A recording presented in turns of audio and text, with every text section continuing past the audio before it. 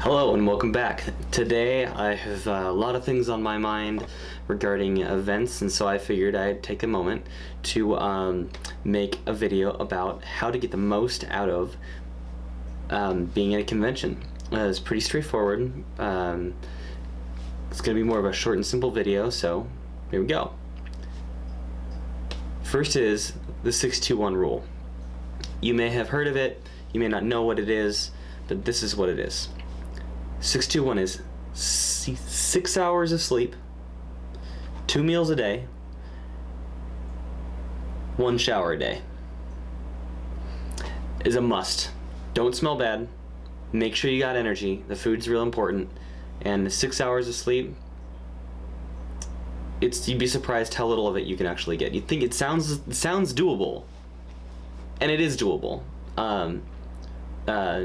But it also is really easy to overdo it. So with that said, 2 meals a day is doable. I would also recommend that you bring snacks, granola bars, candy bars, the standard con diet, which I really wouldn't recommend this, but it is totally doable. It's basically a jar of peanut butter and top ramen.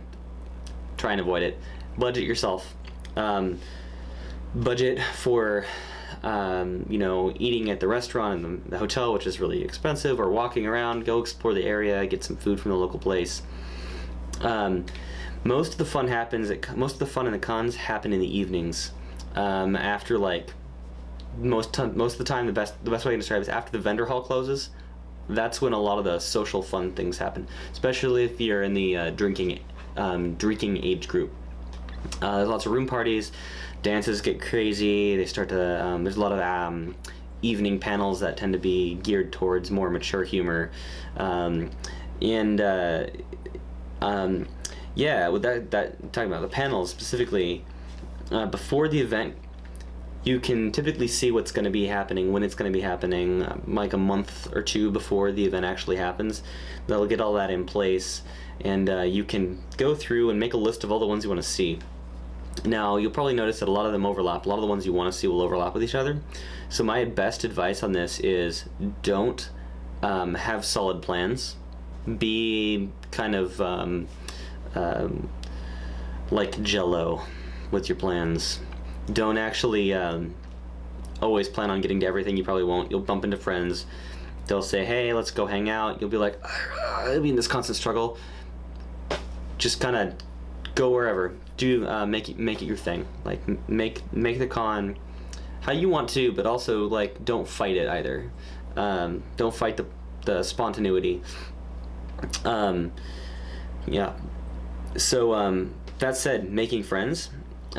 Bigger conventions, this can be hard to make friends. So my advice is don't be afraid of small talk. If you overhear someone talking about something of interest, don't be afraid to butt in. Like I've said in previous videos, I have one on body language and a couple other on other things relating to suiting and costuming. If they turn to look at you, they're interested in making friends. They're interested in me. Most people are there to socialize. Outside of panels, there's really not much to do at conventions except take photos of things that might be interesting, or buying things. So a lot of people are there to socialize, and most people aren't afraid of small talk, and you really shouldn't be afraid of it either.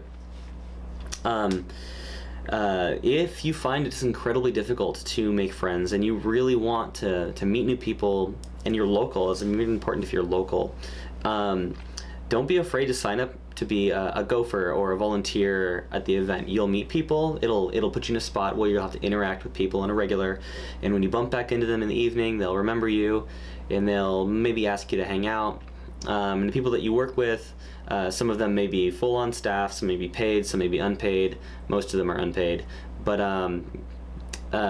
there's a camaraderie in being a volunteer. Now, what that means is when you are both done with staffing, you guys can then mingle and can talk and stuff and hang out, and you've instantly made a friend, and you probably also gained free membership for next year. So something to keep in mind. That's really how you get the best out of your conventions. Thank you. I hope you enjoyed, and I hope to see you all in the future. But I'm going to leave you with this one thing.